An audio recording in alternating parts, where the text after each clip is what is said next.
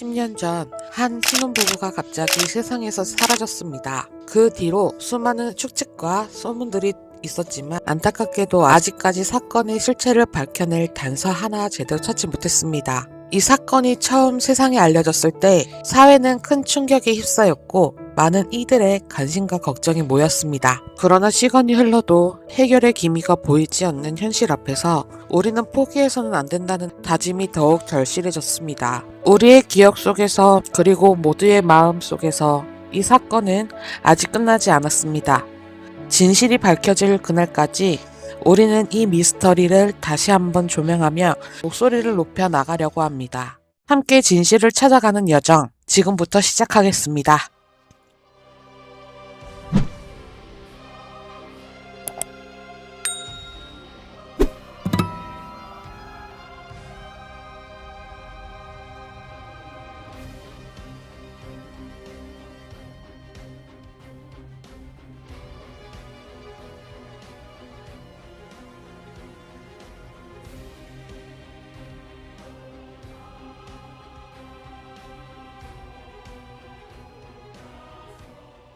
들어오는 모습은 있지만 나가는 모습은 없습니다. 2016년 5월 27일과 28일 신혼부부인 최 씨와 전 씨가 사라졌다는 소식은 참 미스터리합니다.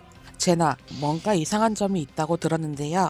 무엇인가요? 제가 전문 프로파일러는 아니지만 이번 사건을 조사하면서 여러 가설과 의문점들을 놓치지 않고 모니터링 해왔습니다. 타임라인 순서대로 설명드리겠습니다. 2016년 5월 27일 오후 10시경 마트에서 물건을 사온 최성희 씨가 찍힌 모습이 있습니다. 특별한 이상 징후는 없었으며 함께 탄 아이를 아는 여성과 같이 15층에 내렸죠. 그리고 5시간 뒤 이길 새벽 3시 전민근 씨는 서울에서 내려온 친구들과 함께 자신의 연어 가게에 술 한잔을 나누고 친구의 차량을 타고 아파트에 들어왔습니다. 당시 손에는 캔커피 2개와 담배 한 갑이 있었고요. 전 씨가 평소 엘리베이터를 어떻게 탔는지에 관해서 정보가 부족하지만 일반적인 남성들의 엘리베이터 이용 모습과 행동에 대해 심리적으로 설명해 볼 수 있습니다. 남자들이 엘리베이터를 타는 심리적 특징이라 저도 짐작이 갑니다. 일반적으로 범행 직전에는 불안감 때문에 거울을 보는 등 자신을 확인하려는 행동이 증가한다는 말을 들었습니다. 혹시 전 씨가 범인일 가능성도 있나요? 평소 그의 엘리베이터 탑승 행동에 대한 구체적 정보가 없기에 그 장면 하나만 보고 판단하는 건 너무 성급합니다. 심리학은 한 장면에만 집중하는 게 아니라 전체 상황을 반복해서 관찰하고 분석하는 학문이니까요. 신혼부부가 귀가한 정황 자체는 특별하지 않아 보입니다. 이 단계에서 여러 가지 가설이 떠오르는데 각 가설을 하나씩 분석해 보겠습니다. 첫 번째 가설은 신혼부부가 장 씨를 피해 도망쳤다는 것입니다. 정황상 장 씨로부터 도망쳤다는 이야기가 나올 수밖에 없는데 제나는 어떻게 생각하시나요? 물론 그 가능성도 배제할 수는 없습니다. 그러나 이 가설을 약화시키는 중요한 점이 있습니다. 바로 5시간의 공백 시간 때문입니다. 만약 신혼부부가 도망갈 생각이었다면 그 시간 간격이 없었어야 했습니다. 제3자에 의해 도망가기로 했다면 신속하게 만나 함께 도망쳐야 하는데 아내는 마트를 다녀왔고 남편은 친구들과 시간을 보낸 뒤 5시간 뒤에 나타나는 것은 납득하기 어렵습니다. 물론 이 콘텐츠를 보시는 시청자님들 중에서는 장 씨가 최 씨를 먼저 납치해 다른 호실이나 차량으로 옮기고 남편 전 씨를 유인했다는 가설을 제기하실 수도 있습니다. 하지만 이 가설에는 큰 난점이 있습니다. 남편 전 씨는 서울에서 온 친구들과 술을 마신 뒤 모임이 끝나고 친구들의 차량을 타고 대연동에서 광안동까지 이동했습니다. 만약 장 씨가 전 씨에게 최 씨가 납치됐으니 빨리 오라고 통보를 했다면 당연히 전 씨는 술자리도 마다하고 최대한 신속히 광안동 집으로 갔어야 합니다. 그런데도 전 씨는 캔커피 2개와 담배 한 갑을 사오는 여유를 보였다는 점은 이 가설과 모순됩니다. 그렇게 말씀하니 그 가설의 설득력이 크게 떨어지는 것 같습니다. 하지만 또 다른 가능성이 있습니다. 제3자가 아파트에 침입해 최 씨에게 범죄를 저지르거나 납치를 했고 이후 전 씨가 집에 돌아왔을 때 비정상적인 상황을 마주했을 가능성 말입니다. 이 가설은 사건의 새로운 관점을 제공합니다만 역시 다음 진술과 증거들을 통해 더 면밀하게 분석해야 할 부분입니다. 물론 그 가설도 있습니다. 하지만 이 가설에는 큰 문제가 숨어 있습니다. 만약 제3자에 의해 강력 범죄가 발생했다면 신혼부부의 집에는 분명 어떤 흔적들이 남아야 합니다. 그런데 경찰에 따르면 집은 깨끗했고 혈흔이나 DNA 같은 물리적 증거는 전혀 발견되지 않았다고 합니다. 주변 이웃들 또한 이상한 소리나 소란을 전혀 듣지 못했다고 증언했죠. 게다가 최 씨가 애지중지하던 강아지도 무사히 집에 있고 장을 본 물품들은 식탁 위에 가지런히 놓여 있으며 먹다 남은 곰탕이 싱크대에 그대로 있었던 사실도 이를 뒷받침합니다. 이런 사실들은 충분히 납득할 수 있는 중요한 정황 증거입니다. 시청자 여러분들도 아시겠지만 들어오는 모습이 CCTV에 잡히는데 나가는 모습은 전혀 없다는 점은 분명한 의문입니다. 제가 말씀드릴 가설을 듣고 나면 이 사건에서 어떤 문제점들이 있는지 좀 더 명확히 이해하실 수 있을 겁니다. 기억해주세요. 경찰은 사법기관입니다. 아무리 시사 프로그램과 긴밀하게 협력한다고 해도 공개되지 않는 부분이 훨씬 더 많다는 것이 현실입니다. 게다가 시사 프로그램들도 시청률과 국민 참여도를 높이기 위해 여러 장치를 마련하고 있죠. 물론 이익을 포기하는 회사는 없으니까요. 저는 한 가지 의문을 가질 수밖에 없었습니다. 경찰은 어떻게 노르웨이에 있는 장치를 검거했을까요? 타지에 나가 있는 대한민국 국적의 장치를 검거하려면 국제형사경찰기구인 인터폴을 통한 적색 수배 요청이 필수인데요. 신혼부부에게 협박한 내용만으로는 적색 수배가 내려지지 않기 때문입니다. 아참, 시야 적색 수배가 무엇인지 설명해 줄 수 있나요?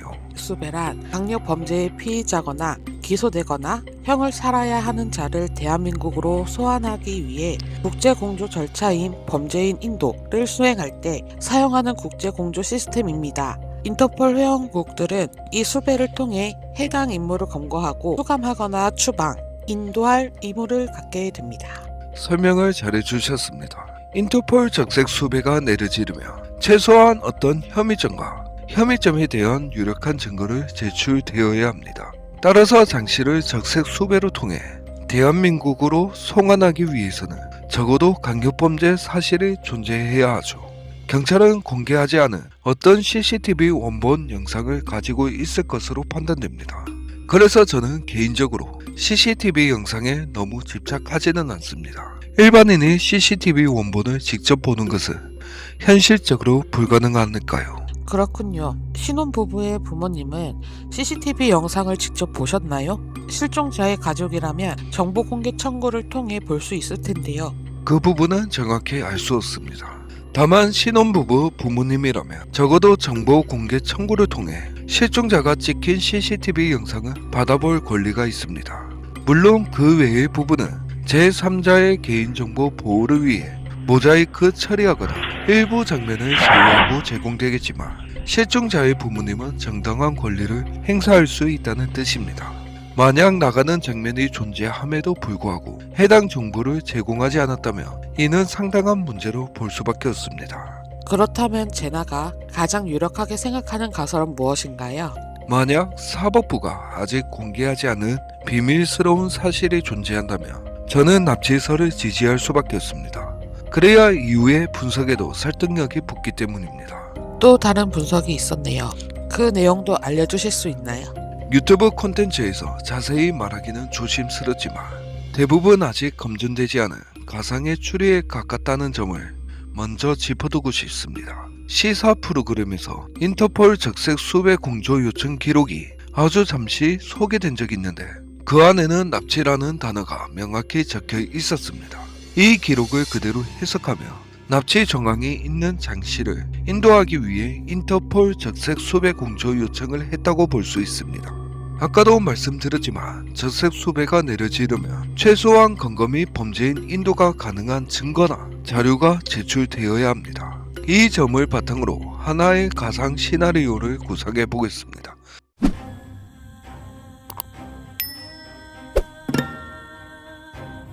만약 납치 정황이 사실이라면 전 씨가 보낸 메시지들은 사건의 본질을 이해하는 데 큰 힘이 됩니다.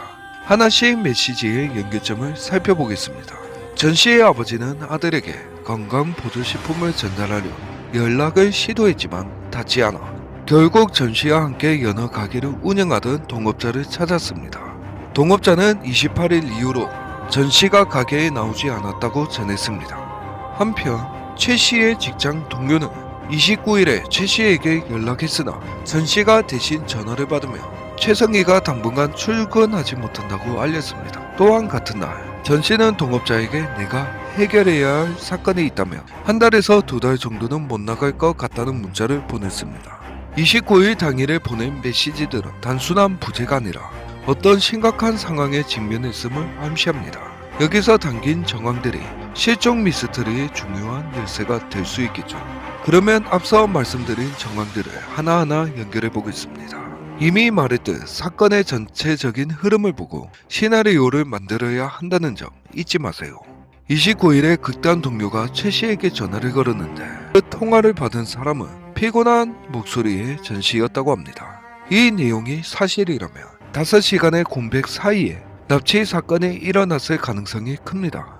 28일 새벽 3시에 전 씨가 집에 돌아왔을 때는 최 씨는 사라진 상태였고 다음날 29일 밤에는 극단 동료의 전화를 전 씨가 받은 상황이 맞는 거죠. 이런 상황에서 하나의 가설이 만들어집니다. 맞아요. 납치를 당하는 상황이라면 최 씨가 자기 휴대폰도 챙길 수 없었을 것이고 입고 있던 옷 그대로 사라졌다는 점, 그리고 최 씨 소유의 아반떼 차량이 여전히 그대로였다는 점을 보면 이 가설이 충분히 말이 됩니다. 경찰이 아직 공개하지 않은 내용들이 있다는 점도 생각하게 됩니다. 프로파일러님의 말씀이 있는데 그 부분도 들어봐도 될까요? 그 부분은 아직 아껴두겠습니다. 이어서 가설을 추가하겠습니다. 5월 28일 전 씨는 동업자에게 내가 해결해야만 하는 사건이 있다며 문자를 보냈고 5월 29일에는 한 달에서 2달 정도 출근은 못할 것 같다는 문자를 보냈습니다.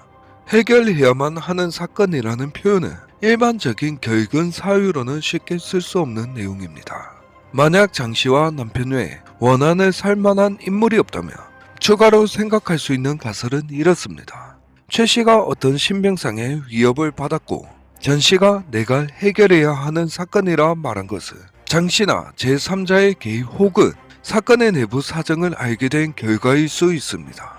한 달에서 2달 못 나간다는 문자는 사건 해결에 필요한 시간을 의미할 수 있겠죠. 말씀을 들어보니 충분히 그럴 가능성이 있겠네요.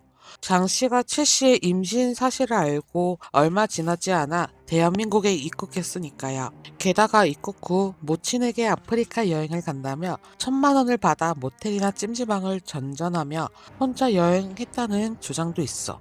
이후 장 씨의 남편 역시 국내에 들어왔지만 왜 들어왔는지, 정확한 목적이나 어디를 여행했는지는 여전히 의문입니다. 그렇다면 장 씨가 범인일까요?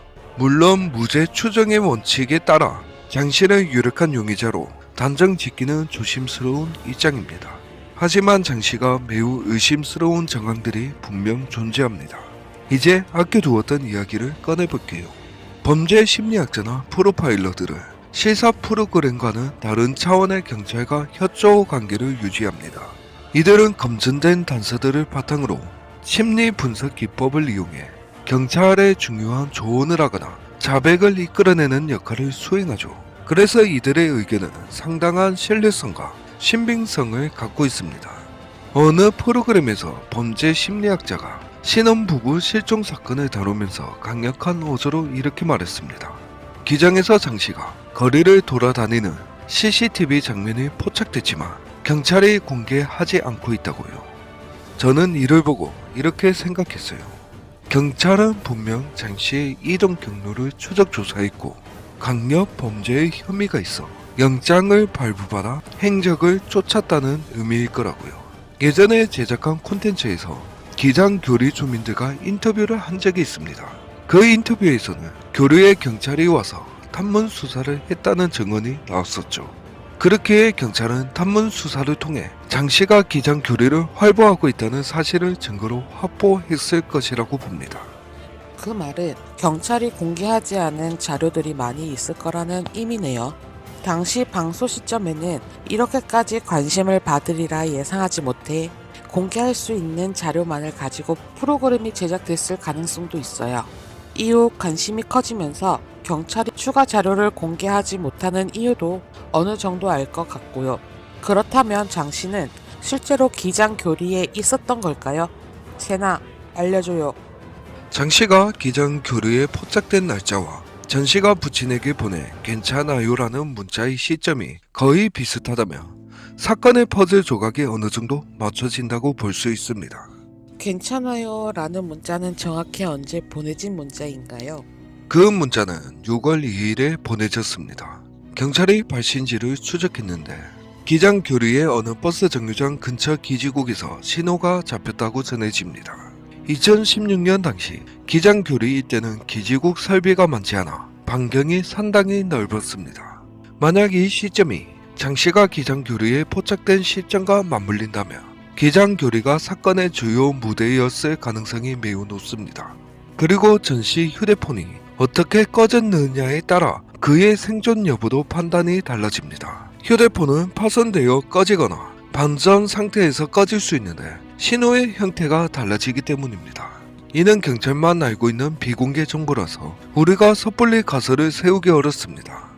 휴대폰이 전원을 정상적으로 끈 것과 파손이나 침수로 인해 급작하게 꺼진 것은 다르다는 뜻이군요. 그런데 괜찮아요 라는 문자를 보낸 것으로 보면 파손이나 침수 가능성은 낮아 보이는데 그 이유가 뭔가요? 전 씨가 부친께 보낸 메시지는 자의적으로 보낸 것인지 아니면 누군가가 대신 보낸 것인지는 확실하지 않습니다. 다만 어떤 상황에서 괜찮다고 할 만큼 상태가 나아진 것이라며 전 씨가 자의적으로 보냈을 가능성이 큽니다. 그러나 우리는 기장 교류에서 어떤 상황이 괜찮아졌는지에 대해서는 아무런 단서나 증언이 없어요. 이 부분은 지금은 시청자분들의 각자의 생각에 맡기는 수밖에 없습니다. 그렇다면 최 씨의 휴대폰은 서울 강동구 천호동에서 꺼졌다고 하는데 이에 대해서 어떻게 생각하시나요? 제이 씨의 조력자인 최이 씨가 직접 천호동을 방문해 조사해 보았습니다만 특별한 이상 징후는 없었다고 합니다. 그리고 이 추론은 신빙성이 전혀 없지만 일단 생각해 본 거라 말해 봅니다. 6월 2일 기장 교류 오전 9시경 전 씨의 휴대폰이 꺼졌고 같은 날 오후 10시경 천호동에서 최 씨의 휴대폰이 꺼졌다고 합니다. 그렇다면 두 분은 어떻게 천호동까지 이동했을까요? 여러 시뮬레이션을 해보았습니다. 먼저 서해안 라인으로 이동하려면 남해 고속도로와 서해안 고속도로를 거쳐 서울로 올라와야 하는데 이 경로는 천호동을 지나지 않는다고 생각됩니다. 그래서 또 다른 가능성을 조사했는데 기장에서 속초로 이동해 영동 고속도로를 타고 서울로 들어갔을 것이라는 추정입니다. 이는 장 씨가 주장한 여행지와 반대 방향이 동해안 루트죠. 이동 시간은 약 8시간 정도인데 휴게소 방문과 서울 진입 시 교통 체증을 고려하면 충분히 맞아떨어지는 시간입니다. 물론 대중교통을 이용했다면 배차 간격 때문에 13시간이 소요됐을 가능성도 있습니다. 맞아요. 만약 속초가 경유지였다면 전 씨 친모가 받았던 속초 마트의 전화도 설명될 수 있겠죠. 그렇지만 중요한 건 그 전화가 왔는데 받지 못했다는 점이 아니라 그 전화가 언제 왔느냐가 핵심이겠죠. 하지만 이 부분은 명확한 단서가 없어서 지금은 단지 가상의 시나리오일 뿐임을 분명히 해야 합니다. 당시 우리나라의 휴대전화 보급률은 90%가 넘었어요. 제가 이 이야기를 꺼낸 이유는 아마 시청자분들도 눈치채셨겠지만 유선 전화의 전화를 잘못 거는 확률이 로또 당첨 확률의 4배라는 사실 때문입니다. 정말 흥미롭네요. 이렇게 복잡한 가능성을 같이 살펴보니 진실에 더 가까워지는 느낌이에요. 진실에 다가선다기보다는 다양한 가능성을 항상 염두에 두어야 합니다. 신혼부부 실종 사건을 납치라는 큰 틀로 본다면 8할 정도는 어느 정도 설명이 되지만 사실과 다를 수 있다는 점을 늘 조심하며 다뤄야 합니다. 여러 사람이 제기하는 추리를 경청하고 저희 생각과 다른 이들의 의견이 잘 버무려져서 새로운 시나리오로 발전하는 것이 중요하거든요. 다음 시간에는 신혼부부 당사자가 아닌 제3자의 심리에 대해 살펴보겠습니다. 오늘 정말 좋은 이야기 감사합니다. 다음에는 더욱 알찬 사건 콘텐츠로 찾아뵐게요.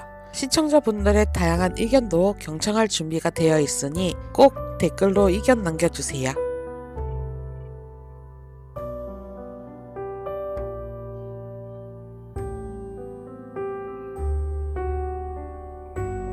좋은 의견 감사합니다. 저는 신혼부부 아파트 옥상에는 직접 가보지 않았습니다. 다만 아파트 옥상에 엘리베이터가 연결되어 있긴 한데 탑승층이 아니라 모터실, 컨트롤러, 물탱크 등이 있는 구조입니다. 그것이 알고 싶다에 따르면 경찰은 이 구역도 확인했다고 합니다. 만약 신혼부부가 도주를 선택했다면 제3자를 따돌리기 위해 옥상 쪽 엘리베이터가 연결된 곳으로 이동했을 가능성이 있겠죠. 하지만 저희가 말했듯 신혼부부는 동시에 조우에 도망가야 하는데 5시간이라는 텀은 그런 가설의 신빙성을 떨어뜨립니다. 그렇다고 가능성이 아예 없는 것은 아닙니다. 아파트에는 피트층이라는 공간이 존재합니다. 보통 지하 1층과 지상 1층 사이, 그리고 옥상과 마지막 층 일부의 위치에 있고 전기와 배관이 전혀 없는 완벽한 빈 공간이 있기도 합니다. 아파트 규모가 크면 더욱 그렇고 이 공간은 1년에 한 번 정기 점검을 하죠. 과거 전시가 속초에서 건설 일을 했었다고 알려져 있는데 피트층 존재에 대해 알았을 수도 있습니다. 피트층은 지하에서 올라오는 습기를 가두고 방진과 소음 차폐를 하는 공간입니다. 만약 신혼부부가 이 공간에 있었다면 실업파로 인해 찾기 어려웠을 가능성도 충분하다고 봅니다. 다음 시간에는 신혼부부 실종 사건의 제3자의 이야기로 찾아뵙겠습니다. 시청해주셔서 감사합니다.